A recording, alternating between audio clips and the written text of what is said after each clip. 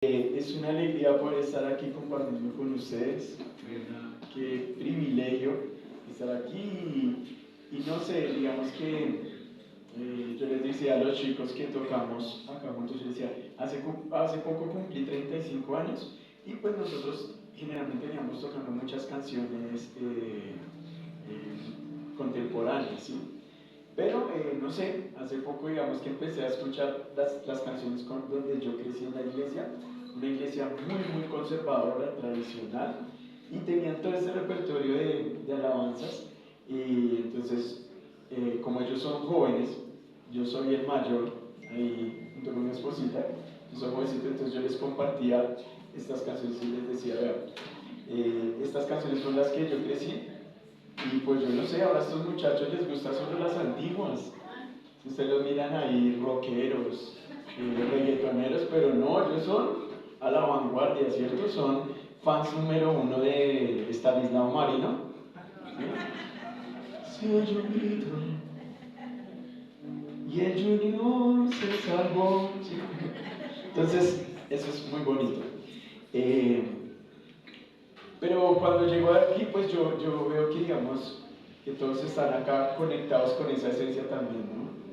De esa senda antigua de la alabanza. Pero bueno, no va a tocar ese tema. En este momento quisiera compartir con ustedes una palabra que está en Filipenses capítulo 2.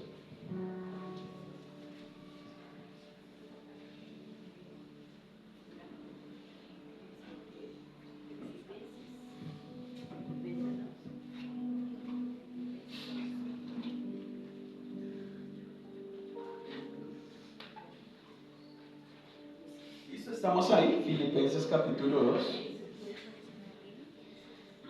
Está antes de Colosenses. ¿Sí? Filipenses capítulo 2, Gálatas, Efesios, Filipenses.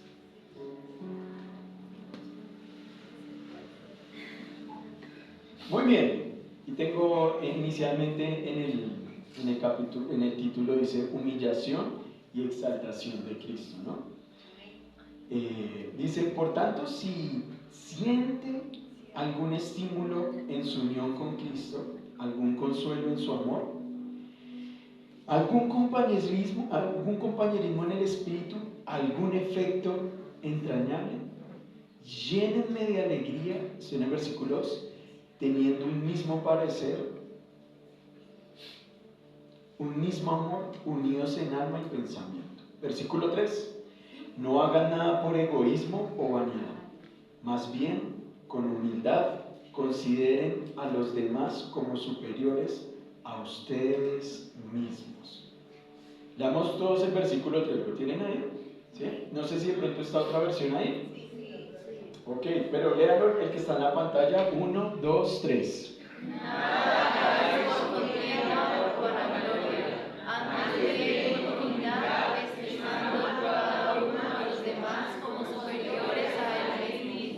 Eso, muy bien, excelente. Yo quiero tocar un tema en el cual durante mucho tiempo he sido muy trabajado y quiero hacerlo transparente porque creo que he encontrado muchos beneficios y bendición al mirar este tema. Yo quiero hablar del tema acerca de la humildad y la mansedumbre, ¿sí? La herramienta eficaz para hacer crecer la iglesia de Cristo. En Proverbios precisamente Dios, usando al sabio Salomón, escribió algo relacionado a esto diciendo, la humildad es la que precede la sabiduría. La humildad precede a la sabiduría. Entonces yo quisiera compartir tal vez un poquito más, estudiando a profundidad la Biblia, cómo poder trabajar la humildad. Y en algún momento me hice la pregunta de, Señor, ¿cómo yo puedo ser humilde? Porque el hecho de llegar a un lugar y querer ser humilde podría ser una falsa humildad. Entonces yo empecé a estudiar la Biblia, a buscar, porque básicamente, ¿qué pasó? En algún momento, cuando recién me casé, yo sentía que con mi esposa teníamos muchas cosas por implementar en el reino de Dios. Poder traer a la iglesia, recién estábamos empezando a trabajar con mis papás en la iglesia, estamos en una transición de cambio, así como lo están haciendo acá, y creo yo, y venía orándole al Señor, que me pudiera revelar qué podría compartir precisamente para esa transición que están teniendo acá con los nuevos pastores, con nueva metodología de trabajo o estrategia.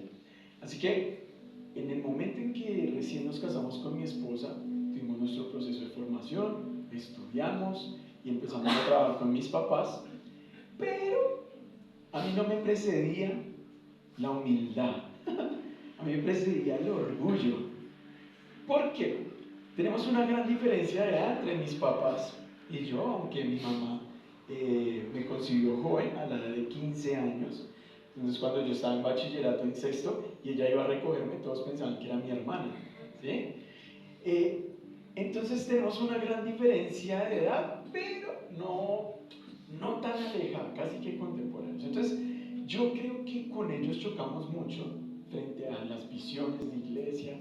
Dios hizo una obra maravillosa en mi papá con respecto a su conversión, que mi papá era alcohólico durante casi 20 años, desde los 12 años hasta estar en Abastos, y mi papá conoció al Señor más o menos a la edad que yo ahorita tengo, y dejó el alcoholismo de 20 años de un día para otro y empezó a estudiar Biblia y eso, mejor dicho, quería evangelizar los grupos, pero yo no estaba tan acercado a Dios como a los 20 años arranqué. Mi papá lleva 8 años de ministerio y empecé a apoyarle y pues empecé a sentir un fervor, una pasión muy grande por predicar su palabra. Pasando el tiempo, retomando otra vez cuando nos casamos y empezamos a servir con mi esposa, con mis papás, siempre creí yo que por uno ser joven, tal vez el contexto social estaba a favor de nosotros para ganar almas, para hacer proyectos, para trabajar. Pero sí o sí, siempre digamos que mi carácter, mi temperamento fue llevar por delante a las personas que no estaban en acorde o en común acuerdo con lo que yo visionaba. Entonces creo que por ello siento yo del Señor que es necesario hablar el tema de la humildad y la mansedumbre. Y cuando empezamos a trabajar con mis papás y en la iglesia empezamos a ser parte de la cruzada cristiana, porque no, en otro momento estamos bajo otra cobertura, otra denominación.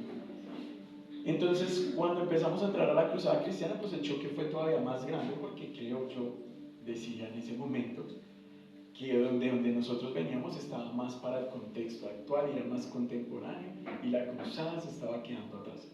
Era mi pensamiento, tenía como unos 25 años en ese entonces, y con el pasar del tiempo entré de una vez al proceso de renunciar al orgullo y empezar a sembrar la humildad y la mansedumbre. Y para ello, quiero que miren algunas cosas que tal vez no sabían en el antiguo hebreo, pero lo que está escrito o estipulado en la Biblia, hay que mirar el contexto histórico. Por ejemplo, vayan conmigo a Mateo capítulo 5, el versículo 1. Dice la palabra del Señor en Mateo capítulo 5, el versículo 1. Quienes no recuerdan qué dice ahí, esta es la constitución política del reino de los cielos. Cuando usted lee la constitución de Colombia, hay artículos que dice que hay que respetar la vida de la persona, ¿cierto? O el bien ajeno. La constitución nos demanda o nos dicta cómo debe ser nuestra ética y nuestra moral de convivir entre los ciudadanos colombianos, ¿cierto?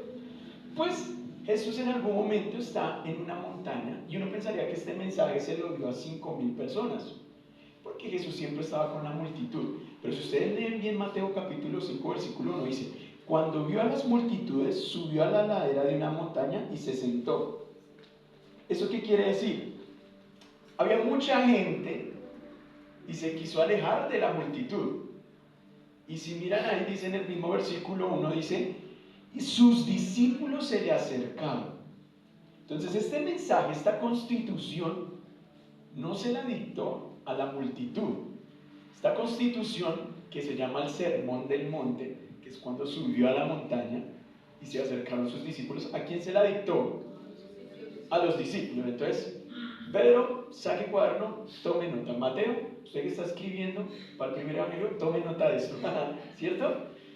Y dijo así, o sea, se acercaron los discípulos y dice, y tomando en la palabra, entonces, ¿qué pasaba? Yo imagino que los discípulos se acercaron a Jesús. Señor, ¿por qué te vas? No, estamos en campaña de milagros, sanidad. Mira la palabra que tú has depositado, las multitudes se están sanando. ¿Por qué justo en este momento te vas? ¿Sí? Por eso dice ahí que Jesús tomó la palabra. ¿Qué significa? O sea, mirando el contexto en ese momento, era que los discípulos habían tomado la palabra por encima de Jesús. Quizás estaban diciendo, ¡wow! ¡Qué servicio! ¡Wow! ¡Qué proyección! ¡Qué palabra! Hay que hacerlo continuo. Vamos a hacer más semillero de esto. Más campaña. Hay que hacer otra vez esta campaña. Y hablaban entre los discípulos, pero Jesús tomó la palabra. Y vean lo que dice ahí. Versículo 2, y tomando la palabra comenzó a enseñarles diciendo, dichosos los pobres en espíritu. Plasmero ahí, Constitución Política del Reino de los Cielos, capítulo 1, artículo 1. Dichoso los pobres en espíritu. Y cuando uno empieza a mirar qué significa eso, qué es pobres en espíritu, pues ustedes pueden, ahorita hay muchas formas de investigar, pero la traducción original que está ahí es una palabra que es en hebreo, y en hebreo sí, se dice anabaj, que significa, perdón, me equivoqué, la palabra en hebreo es shapel, que significa afligido o ser bajo. Es la palabra que aparece ahí, shapel, S-H-A-P-E-L, shapel, y significa afligido o por debajearse. Entonces, cuando uno mira en esa época, el dilema de leer la Biblia es leerla con el contexto actual. Entonces, cuando leamos la Biblia hay que imaginarnos cómo era el panorama bíblico, histórico en ese tiempo. Como para que lo tengan en cuenta, esto es uno de los paralelos y que hay diferencias enormes desde contexto a este. Por ejemplo, las mascotas. En ese tiempo, los discípulos no tenían un chihuahua de mascota. ¿Sí? Jesús no salía con su bulldog inglés, muchachos, vamos a la pesca milagrosa, no. ¿Sí? No habían inclusive perros ovejeros. Los perros en esa época, en ese contexto histórico, eran como ratas de alcantarilla hoy en día. ¿Y dónde se encontraban la mayoría de los perros? En los cadáveres que estaban en las afueras, donde se tiraban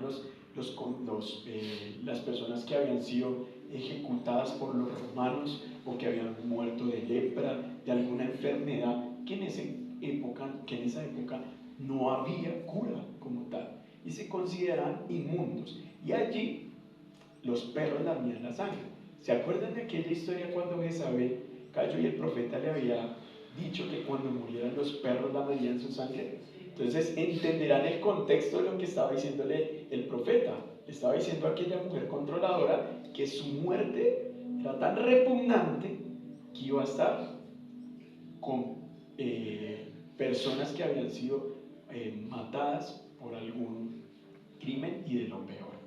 Y lo más trágico de esto era que los perros iban a lamar. Es como ver en ese momento, yo qué sé, en un cadáver y las ratas comiendo el cadáver. Algo así le profetizó Eliseo a Jezabel. Entonces, ¿qué pasa? Que al mirar esto, y cuando Jesús está en algún momento con los discípulos, en algún momento una mujer gentil se le acerca a él y le pide que si le puede dar algo de lo que le está dando como hijo de Dios. Jesús, ¿cómo la trata? ¿Se acuerdan? Que hace la comparación de los perros, y la mujer dice, pero hasta de las migajas queremos comer. Entonces el otro contexto era que los perros nadie los alimentaba. O sea, vuelvo y digo, no es como el contexto de ahorita que tenemos una mascota y le compramos el mejor salchichón. ¿Sí? ¿Vieron esos perros que ya miren, un perro, un gordo, ¿cómo es? Bueno, se me olvidó, pero el ovejero ese, que le dan una mojarra cruda con salmón, arándanos. Y yo miraba y decía, oye, ahí está mi quincena. Entonces en esa época no se le daba bocados a los perros. Entonces, ¿qué era lo que le estaba diciendo Jesús? Algo relacionado, que en el reino de los cielos, quien va a ser alegre es aquel que se somete y toma esa actitud de aquellos perros, que se hacen a un lado y que no están esperando que le den, sino lo que salga en la oportunidad lo va a atesorar del cielo. Por eso Jesús nunca recibe llamados. Él llama a los que inclusive en su mente no son dignos de ser llamados, porque esa es la humildad que precede la sabiduría y la elección de Jesús. El dilema mío en algún momento sirviendo en el reino de los cielos y en un trabajo es ser ofrecido porque tengo la capacidad. Y ese contexto sirve, ¿no? O esto aplica no solo para el contexto de iglesia, sino en el trabajo. Hay de aquellos que se acercan al jefe a decir, no, es que yo tengo la capacidad de asumir ese trabajo. Y tal vez lo toman como gallardía, como ímpetu, liderazgo, es que yo merezco ese puesto. Pero la actitud que Jesús hablaba de dichoso aquel pobre en espíritu, es aquel como aquel perro que no tiene dueño, que no se está ofreciendo, sino cuando ve la oportunidad que nadie quiere hacer en la empresa, él se ofrece y se queda y la hace. No porque merezca el puesto, sino porque no es digno de ese puesto, pero se atreve a tomar esa migaja. Creo que Dios quiere traer algo especial para el crecimiento de esta iglesia y para todas las iglesias del reino de los cielos y la comunidad cristiana. Pero si hay algo que ha estancado mucho las iglesias, es que todos creen que tienen derecho a algo, pero nadie está dispuesto a tomar la migaja. ¿Qué es la migaja? Hacer el aseo de un baño. Es recibir al nuevo. Es salir y saludar siempre al vecino. La migaja, lo que nadie quiere tomar. Todos quieren la tajada grande y creen que son dignos de ella. En un momento yo tuve ese pensamiento con respecto al pastoreo de una iglesia. O sea, es que yo tengo la capacidad, yo debería estar pastoreando esa iglesia. Pero cuando más Dios procesaba mi corazón, yo me daba cuenta y decía, ya después yo decía, oiga, yo creía que tenía el rol y el ímpetu de la capacidad de pastorear esa iglesia, pero jamás pensé que yo le huía las migajas de esa iglesia. El llegar más temprano a apoyar la oración de mis pastores, el interceder por los nuevos o recibir a los nuevos, porque lo visible es más atractivo, las migajas no son visibles, son pequeñas boronas que quedan en el suelo. A eso era lo que decía, lo que Jesús se refería, vaya forma de iniciar la constitución del reino, ¿no? Se aleja de las multitudes, porque donde están las multitudes, se abre más el panorama de querer merecer algo. Pero cuando uno se aleja de las multitudes, y Jesús se aleja, empieza a trabajar con sus migajas. 12. Ay, ¿quién da un peso por Pedro, por Judas, por Mateo, por el celote, con sus migajas? Por eso los judíos nunca aceptaron a Jesús, porque Jesús fue de migajas, no de la tajada grande. Y eso es lo que decía ahí ese artículo 1 de Mateo capítulo 5. Dichosos los pobres en espíritu, porque el reino de los cielos les pertenece. ¡Wow! Ahora, cuando dice dichosos aquí, como tal, ¿qué está diciendo? Lo que Jesús está diciendo no es la dicha que a usted que a usted le parece. Es la dicha de cosechar en su momento para el reino de los cielos. Porque la humildad que precede la sabiduría, cuando trae esa recompensa, trae un gozo muy diferente al que tal vez nosotros estamos acostumbrados. Tal vez, digamos, estar en un lugar más visible, el ser aplaudido por la gente, para nosotros eso es la dicha. Pero acá está diciendo otra cosa muy diferente.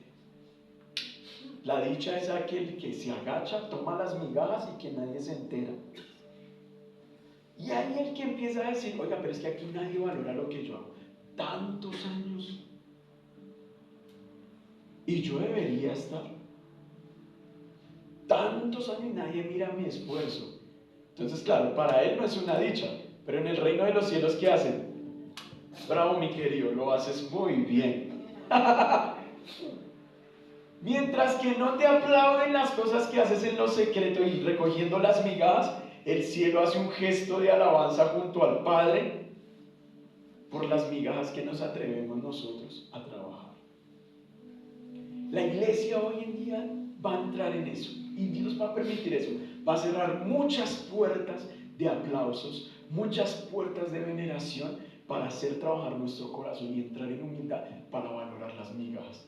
Porque ¿saben a quién no le aplaude? Aquel que está postrado en cama a punto de morir dentro de una semana. Jamás escucharán un aplauso a la viuda que está enterrando a su esposo o a aquella mamá que está enterrando a su hijo. A eso no se les aplaude. Porque para este mundo eso no es dicha. Se aplaude cuando se casa, se aplaude cuando se nace. Pero morir, ¿quién aplaude eso?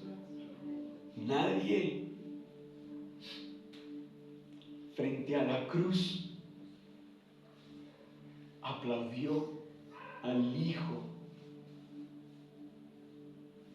del Rey, al Hijo de Dios, el Rey de Reyes. Nadie le aplaudió por esa muerte. Pero el cielo sí hacía fiesta y alabanza. Porque lo que dice Filipenses capítulo 2 es que Él renunció a su posición y se humilló a sí mismo sin pedir algo que merecía, en total humildad. Yo creo que todos nosotros podemos trabajar en equipo y nos vamos a ver más como amigos cuando entendemos eso, que la humildad empieza con morir. Ahora, hay un punto muy importante acá. ¿Qué prefiere? ¿Humillarse a sí mismo o que lo humillen? ¿Sabe qué es lo más triste? Todos diríamos, no, humillarme a sí mismo, que me humillen. No, estamos acostumbrados a ser humillados. Solamente que lo tapamos, diciendo igual no me importa, pero a solas nos revienta el corazón. Pero la gente está acostumbrada a ser humillada. Cuando van rápido en el tráfico y de pronto alguien los cierra, esa persona lanza las peores groserías, blasfemias contra uno y contra el cielo. Y uno se siente humillado, pero uno levanta la dignidad. No, este no. Y vine a decir que yo lo cierro y no me dejo. Pero estamos acostumbrados a que nos humillen, porque cuando nos humillan precede a que nosotros humillemos. Por eso Jesús jamás, teniendo todo el poder, no humilló a un solo soldado romano, no humilló en su momento de juicio a los fariseos, escribas, no humilló a Caifás, no humilló a Poncio Pilato. Él tomó la decisión como tal de humillarse a sí mismo. ¿Por qué les digo que es más difícil humillarse a sí mismo? Volvamos al ejemplo de que nos cierra alguien. Nos cierra alguien y cuando nos cierran, humillarse a sí mismo y decir, qué pena, no le di espacio. ¡Oh, mi amigo! El cielo está aplaudiendo tu migaja, lo que nadie haría. Sí, pastor, usted tiene toda la razón. Muy diferente eso. Sí, pero. Está bien, pero. Claro, sin embargo. Eso no es humillarse a sí mismo. Esto se llama orgullo camuflado en falsa humildad. Entonces, cuando alguien no se humilla a sí mismo, entra en lo que se llamaría la falsa humildad. Ahí podemos entenderlo mucho más fácil. Porque la falsa humildad no es quedarnos atrás. No es hacernos como la víctima y que alguien me llame. No, humillarse a sí mismo es inclusive acercarnos y decir, ¿puedo tomar la silla adelante o está ocupado? Y si me dicen, no, está ocupado, le toca atrás. Ay, gracias, yo pensé que podía. A ver, qué gran diferencia. Es querer ir a hablar y querer decir, quiero eso, pero si me cambian de posición, lo acepto. Porque quien se hace de últimas queriendo estar adelante, podría sentir o entrar en el tiempo de falsa humildad. Sucede con los cargos de trabajo. Yo no digo, mejor no digo nada, yo me callo. ¿Sí? Falsa humildad, mi querido amigo. Es hablar, pero reconociendo que en su momento te van a cambiar de posición y de perspectiva. Tal vez este ejemplo les va a ayudar mucho mejor.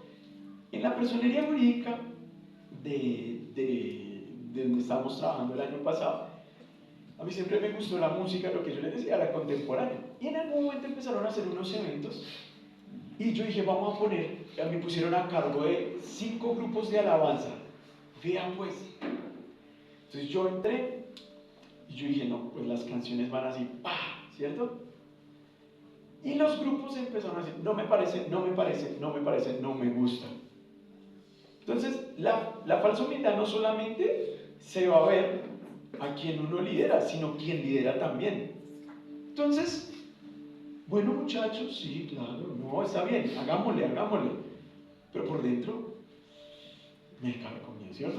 Entonces, cuando uno empieza a guiar a las personas y a liderar, también entra la falsa humildad en querer ser complaciente con las personas, pero por dentro sentir que hay algo que no está satisfecho. Cosa que le pasó a Saúl. Saúl era una persona petulante, pero en su momento entró a ser falsa humildad con Samuel y su ejército. Sabía que no debía hacerlo, lo hizo, por dentro se carcomió y no aceptó ni la corrección del profeta Samuel, ni tampoco ajustar la corrección a sus soldados. Entonces es una posición todavía mucho más delicada cuando uno lidera algo, porque puede entrar la falsa humildad a quien le rindo cuentas y quien me debe rendir cuentas. Por eso Jesús es el máximo ejemplo de cómo uno puede guiar a las personas. Tomó una toalla, manto, se arrodilló, lavó los pies. Y uno de sus seguidores saca la famosísima frase, no señor, ¿cómo lo vas a hacer? ¿Para qué falsa humildad, cierto? Porque él por dentro sabía, pero sabía lo que debía decirle a su maestro para que se escuchara bien. Pero por dentro tuvo que haberse sentido, oh, el maestro me está lavando. No señor, ¿cómo lo vas a hacer? Si yo soy el que debería lavarte los pies. Jesús se calla y dice, silencio, me es necesario. Ya, me es necesario. Sin embargo, Pedro toma la voz y dice, pues, lávame entonces completamente. Ahí. ¿Y Jesús qué hace? No responde. ¡Opa! ¡Qué buena clase de ejemplo para alguien humilde! Es callar. Y luego lo vemos orando al Padre lo que posiblemente guardó en esa cena y que no se lo pudo expresar a ninguno de sus migajas, se lo expresó al Padre. Tiene más que cuando alguien lidera y empieza a tener la conexión con Dios perdida, puede contestar lo que no es, guiar a quien no es y hacer cosas que no son. Porque la humildad precede la sabiduría. Luego dice, en el versículo 5, ¿lo pueden leer ahí? Leamos lo otro, versículo 5. Ahí está, sí sale en mi pantalla. De Mateo capítulo 5, versículo 5. 1, 2, 3. Bienaventurados los mansos, porque ellos recibirán la tierra por heredad. Ok, estamos hablando número 1, versículo 2 y 3, los pobres en espíritu, ¿cierto? Eso hablando de humildad. Perdón, versículo 3, los pobres en espíritu porque ellos recibirán, porque el reino de los cielos les pertenece. Pero el versículo 5, ¿qué dice?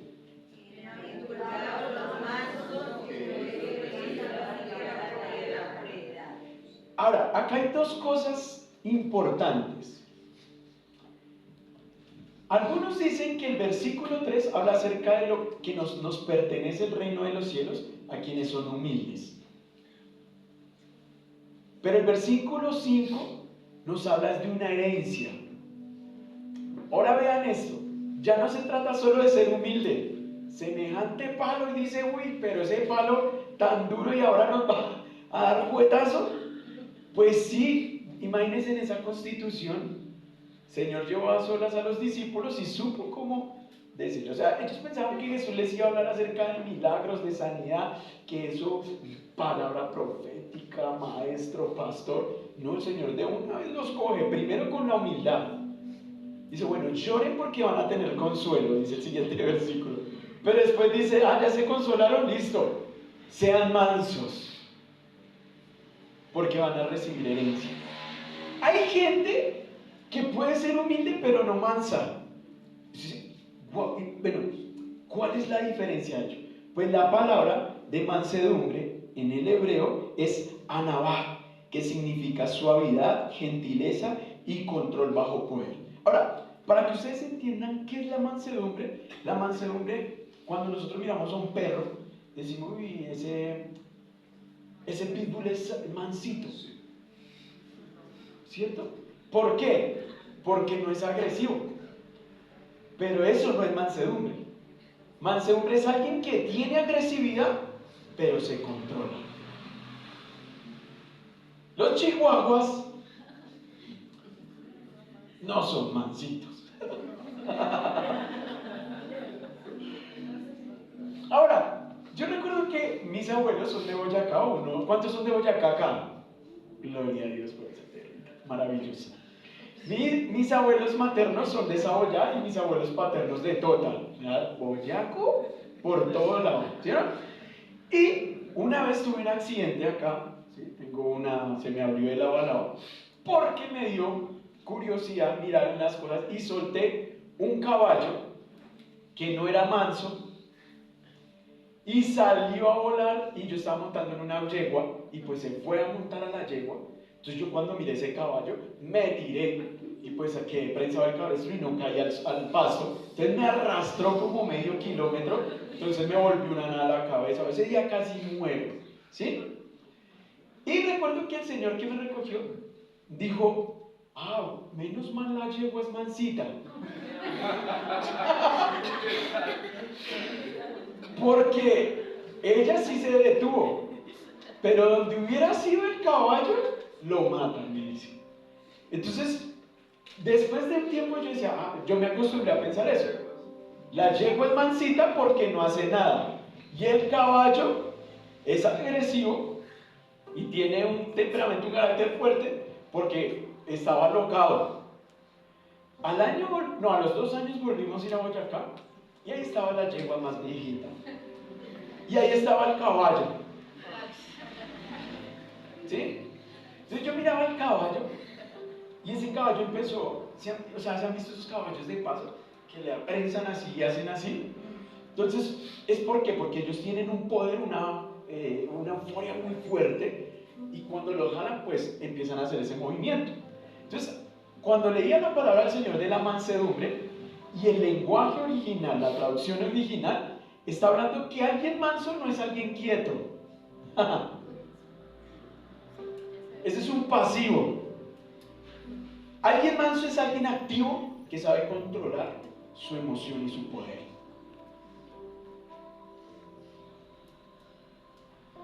Es que quiero hacer esto, tengo ganas de hacerlo, chévere que haya esa persona. Pero dice, no es el momento, voy a esperar. ¿Dónde están los jóvenes? Jóvenes, sí hay aquí, chévere. Gloria a Dios. Sean mansos para las relaciones de noviazgo. ¿Cuántos dicen amén? Gloria a Dios. ¿Dónde está mi generación que dice gloria a Dios por eso? Los jóvenes no son mansos en las relaciones, son mensos. ¿Ya? Entonces, sus hormonas los tienen a flor de piel y dicen, yo puedo, y ¡pum! Se queman. Sean mansos y van a recibir heredad en el matrimonio. Contrólenlo. La tienen. Dice, no, yo esta chica, bueno, 3 convenciones más y ya, la tengo ungida para mí. ¿Ya? Puede que tenga todo eso, pero aguante. Pero el que es manso es ahí, no, es que ese es calladito, ese no hace nada y tan mansito. No, toca ponerle a alguien ahí que, sí, pero ese no es manso. Entonces entendemos la gran diferencia. La mansedumbre no es alguien quieto. Yo tengo un bulldog inglés, es un gordo y es perezoso. Le gusta solo comer y salir al baño y no más, ¿sí? Y mi perro no es manso, aunque es quieto. Porque cuando mi esposa lo quiere mover de la cama, es que se sube sin permiso, él le hace así. No muestra porque no tiene dientes. Es un gordo sin dientes, pero él no es manso. Él no es manso a pesar de estar tan quieto. Pero en la casa de mis papás tiene un perro criollo. Se llama Toby Alexander. Y Toby es agresivo. Cuando ven que le van a molestar a mi sobrina, que tiene 4 añitos, y que mi hermana la corrigió y le pegó 2 palmadas, se la le hizo así a mi hermana, pero no la mordió. O sea, le ladraba que no. Pero cuando ve un desconocido acercándose a hacer algo a mi hermano o a la familia, él se lanza y ataca. Toby es manso, Matías no es manso. El Señor quiere personas con carácter fuertes y enérgicas, pero mansas. Y los que no hacen nada y son pasivos y se quedan por ahí quietos, no dice la Biblia que son mensos, pero necesitan ser activados por personas mansas. Entonces, aquí hay un paralelo muy bonito porque la palabra de Dios dice en Isaías que Dios se manifiesta en su pueblo manso y humilde. Entonces usted dirá, bueno, explíqueme ahora cuál es la diferencia entre humildad y mansedumbre. Pues esta es la gran diferencia y con esto culminamos. Que ser humilde es renunciar a una posición. Ser manso es renunciar al poder. Qué difícil las dos cosas. Pero yo aprendí a hacerlo con la siguiente estrategia. Siempre ser una persona enseñable. Nunca diga, esto me lo merezco, es que yo debería hacer esto, es que si me dejaran, esto funcionaría mejor. No, siempre donde vaya, pregúntese qué puedo aprender. ¿Tiene nuevos pastores? Jamás diga, es que los tiempos antiguos fueron mejores, jamás diga eso. No, es que no, usted siempre acérquese a lo nuevo y aprenda. Y eso empecé a hacer en algún momento. Porque yo chocaba con los pastores, no solo mis papás, sino de la personalidad que nos guiaba a nosotros. Pero un día mi esposita me dijo eso. Digo, ¿por qué no callas y aprendes según tu alta experiencia? Aprende lo poquito que te puede dar el pastor. Yo pues sí. Pero ya después yo dije, wow, yo miraba todo el proceso que hacen, cómo Dios los respalda y yo decía, yo debo aprender. De verdad no sé nada. Y eso es renunciar a un poder, renunciar a una posición y también renunciar al poder. Sean mansos y humildes y el Señor estará. Entonces, ya vieron por qué a veces la alabanza es muy atacada, porque a veces en los grupos de alabanza no hay ni forma de renunciar a la posición, porque esto es mío y yo toco acá, ni hay forma de que renuncien a veces al poder. Es que yo sé, es que a mí me sale mejor, no es que si lo hicieran así esto funcionaría mejor. Y el Señor dice, ok, hazlo a tu manera, pero no cuentes conmigo. Pero yo creo que el Señor está haciendo algo especial acá. Y esta es una iglesia que tiene mansedumbre y humildad. Es una iglesia que va a empezar a trabajar en amistad porque saben que van a renunciar a la posición aun cuando la tuvieran y al poder aun cuando también lo tuvieran. Sean como Jesús. Terminemos leyendo lo que dice Filipenses capítulo 2, el versículo 5.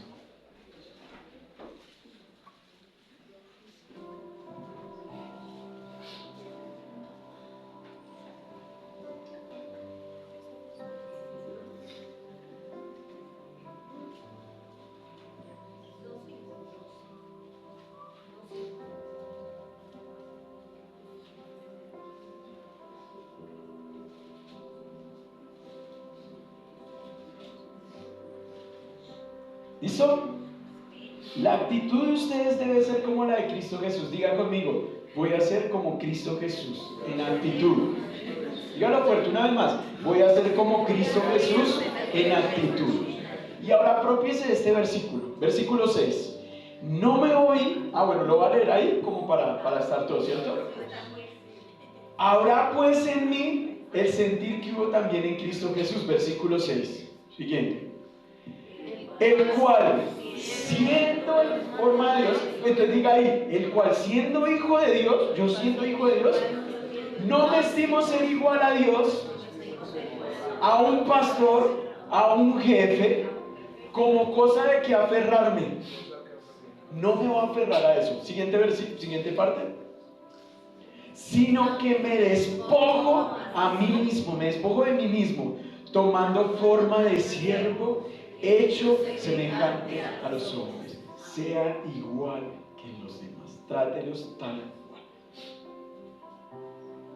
Beneficio de ello, vea dónde estoy. Yo jamás de mi mente pensé venir a predicar acá, de verdad.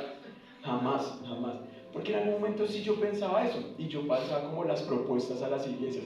Yo tengo este proyecto, me ha ido también con esto, yo quisiera compartirlo. Y era así ofrecerme. Hasta que entendí esto. Yo dije, no vuelvo a hacer eso. ¿Sabe qué empezamos a hacer con el grupo de alabanza? Ellos son testigos. Nosotros no audicionamos para gospel, nosotros no pasamos ya papeles para conciertos, nada. Porque en diciembre del año pasado yo entendí eso. Una iglesia nos invitó a tocar y no tenía ni sonido, nada. Yo le dije, vamos a cargar con tabú. No fue hace como 2 años que fuimos al Amparo, ¿no? A María Paz. No tenían nada. Y un muchacho a cargar sonido y eso nos fuimos por ahí, el bajista estaba allá atrás, así, ¿de acuerdo? Que estaba en una camioneta verde. Y pusimos de nuestra plata todo. Y fuimos allá y eso fue una bendición. Eso en María Paz pues había mucha persona en condición de calle, había mamás solteras que estaban en prostitución, no se sabían las canciones y como que yo animaba. Y ese día se me abrió la mente. Yo dije, vamos a sembrar en eso. Vamos a seguir sembrando en las iglesias que necesiten y que tal vez no tengan grupo de alabanza, vamos y vamos a ministrar.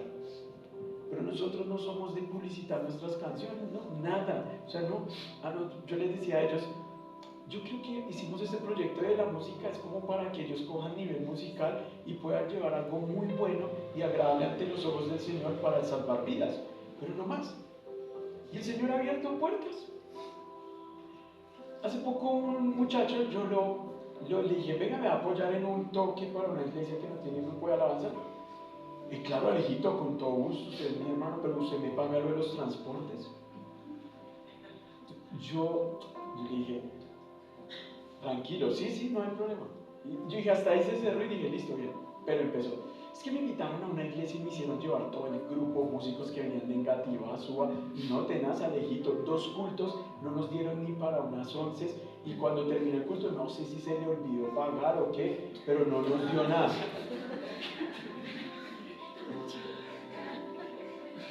Yo le dije, vea, no sé si usted me está echando indirectas.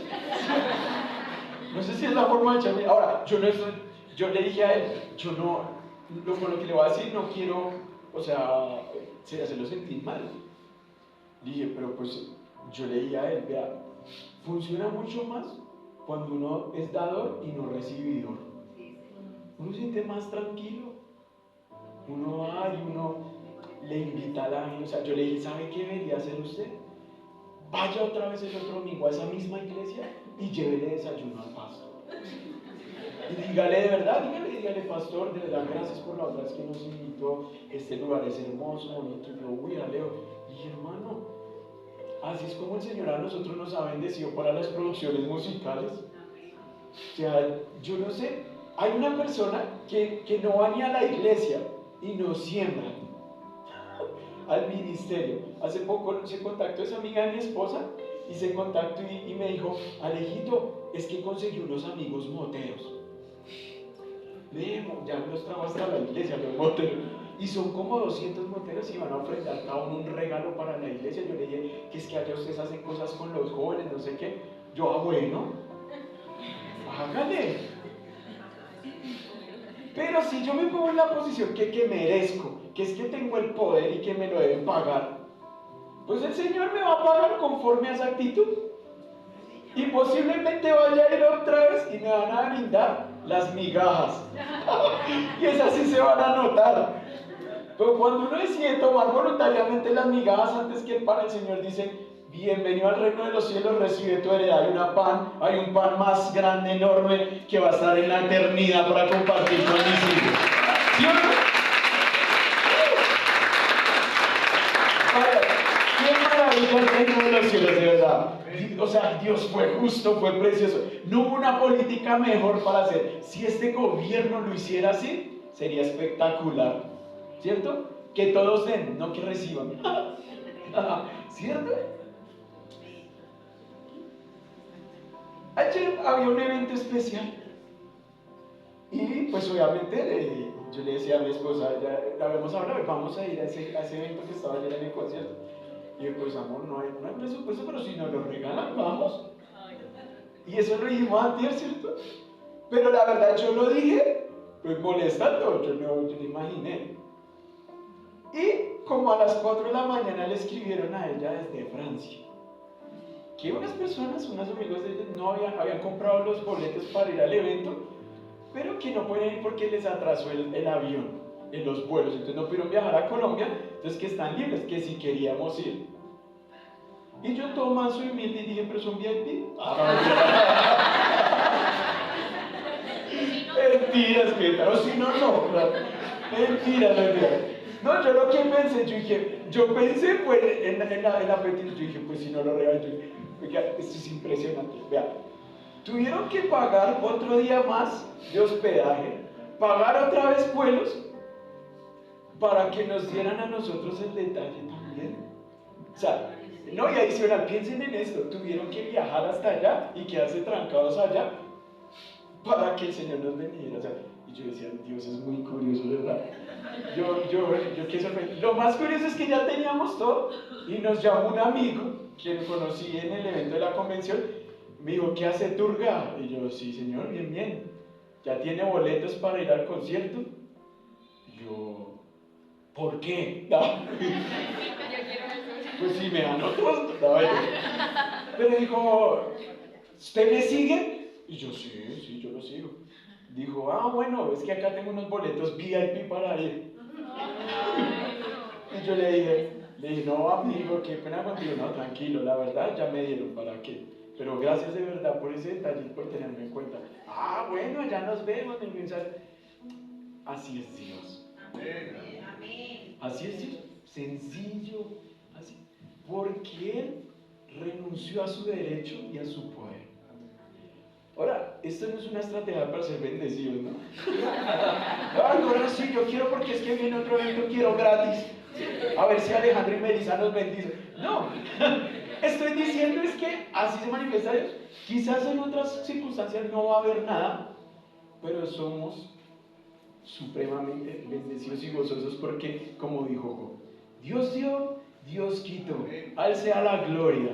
Amén. Pongámonos en pie.